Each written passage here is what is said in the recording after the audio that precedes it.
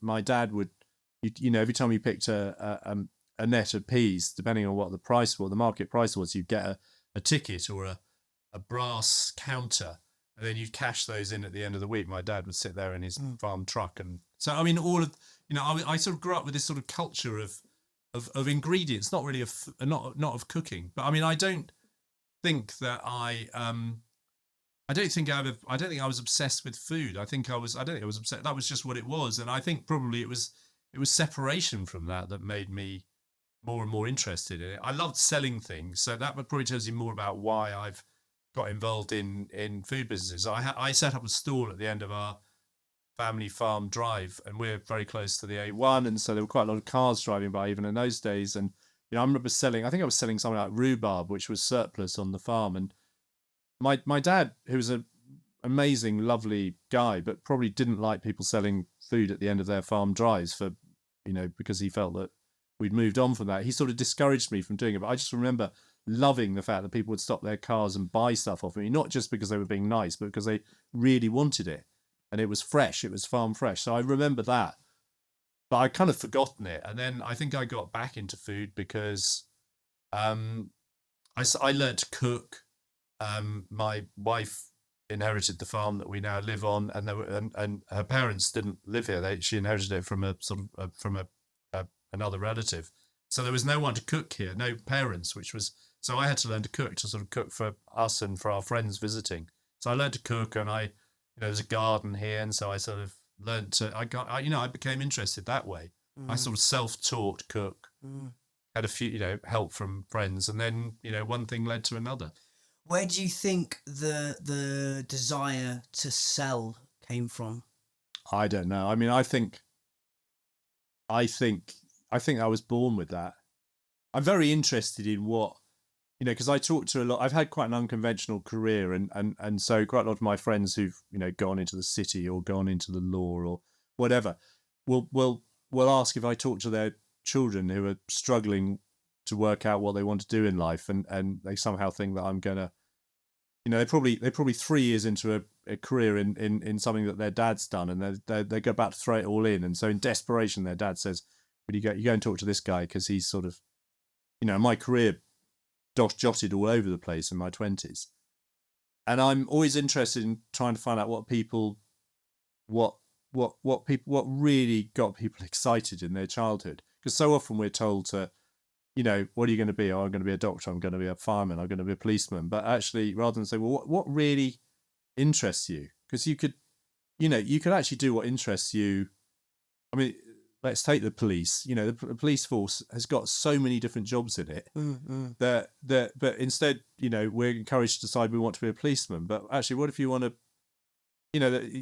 it's much better. So I like selling things, and I look back. The reason I remember that incident of my father saying, "I don't think we need to be selling stuff at the end of the drive anymore," me being disappointed, it reminds me of me realizing I just love selling things, and I love selling things that people turn out that they want. I mean, I'm not a very good salesperson at selling to people who don't want stuff. So I'm call it a virtuous salesperson. I mean, I sold vacuum cleaners once, but they were amazing vacuum cleaners, and they were expensive, and I didn't sell very many of them because it was a bit embarrassing. They were so expensive. But I mean, when I found somebody who really needed one of these vacuum cleaners, I was really good at selling it. And I love selling other people. If someone, I meet somebody and they've got a new product, I become their best salesperson. I mean, I might later find it's got a few flaws, but I get very excited about selling things. So I know what you mean, but also there is, especially in the UK, there's almost like a snidey, like the sort of salacious used car salesman. But actually, I think if you're selling something you love and something that is going to benefit someone else that you're selling that thing to, then it's like the most important thing you can do. I remember once I was working for a juice company. I was like outside Liverpool Street Station as you come out towards Broadgate Circle, and I was out there like 5 a.m. in the morning selling this juice. Yeah, that said it was was unpasteurized. It basically was crap, to be brutally honest.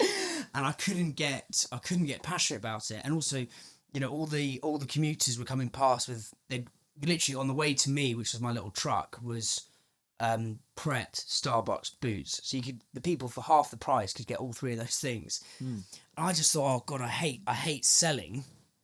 I hate selling, but and I was like, I'm so bad at selling. I was like, no, it's because I'm selling the wrong thing. And so as soon as I discovered Manny Life, the peanut butter, I was like, oh, okay, this is easy because I'm passionate about it. It tastes good. People want it.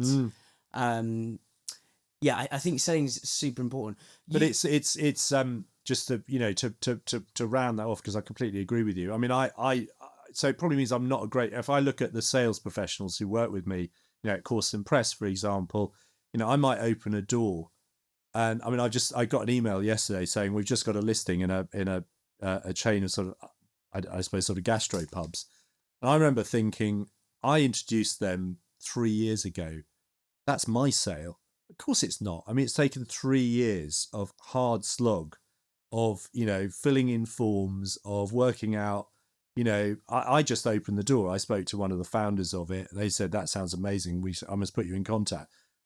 My version of selling is the easy bit of selling. I just say, this is what's great. But selling is also about getting under the bonnet of the customer and working out why they absolutely do need you, especially in our world of food and drink, where there's so much choice and it's so tough.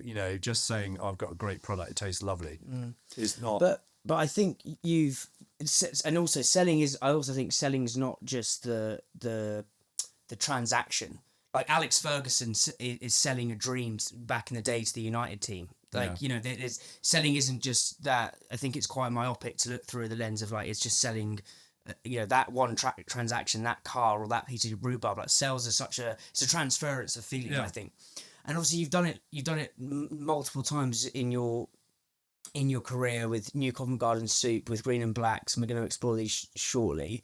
You've been able to pull people into these businesses to join the mission per se. What would you say are your principles which could help listeners of selling? Like your 1, 2, 3. Do you think, if you could boil it down? For me, it's all around having a strong narrative, having a story. I mean, that's I'm not into. I'm just not good at selling anything if there isn't a strong purpose behind it. I mean, purpose has sort of acquired a new kind of, I suppose, sort of professional definition. But I need to. I suppose I'm quite a campaigner. I'm a an environmentalist. I grew up on a farm. I've always felt very strongly that modern farming isn't good for the planet. I'm a supporter of wider nature, and so I suppose I come from that background, and my mum was one of those people as well. So I kind of I've chosen to go into business. I was also I'm very interested in politics, and I always thought as a younger person that I would go into politics, and I think I am in politics in a way. I think being involved in business, particularly involved in earlier stage businesses, that I think that you can change the world for better through enterprise. And so that, to me, that's what interests me most now. It always sort of has done. I mean, I'm interested in business per se, but I'm interested in why are we doing this? Because we're not, if we're not making the world a better place, I mean, there's absolutely no justification for existing. We operate under a license from society. So I guess that's where my stories start. That's where I come from. Why are we doing? Why do you need this? Why does the world need this product? And then you do need to get into a bit more detail as to why this particular customer needs this product when they seem to have got a lot of other people's products already. But I still think that, and increasingly it turns out that lots of people think like me. I mean, I've been thinking like that for all of my adult life, if not longer. But now you find some of the most commercial organizations are saying, well, how's this going to help us on our journey to net zero? How's this going to help us on our journey towards improving biodiversity? How's this going to help on our journey on engaging with the wider community? Those sorts of things. Well, that's kind of always been my interest. I mean, I don't want to make myself sound too virtuous, because then you switch everybody off, and including myself. I mean, it's got to be fun. It's got to be, it's got to taste good. It's got to be all those things as well. But to me, It's got to have a wider purpose. You said why and story are probably the other two legs of purpose, or the things that prop up purpose.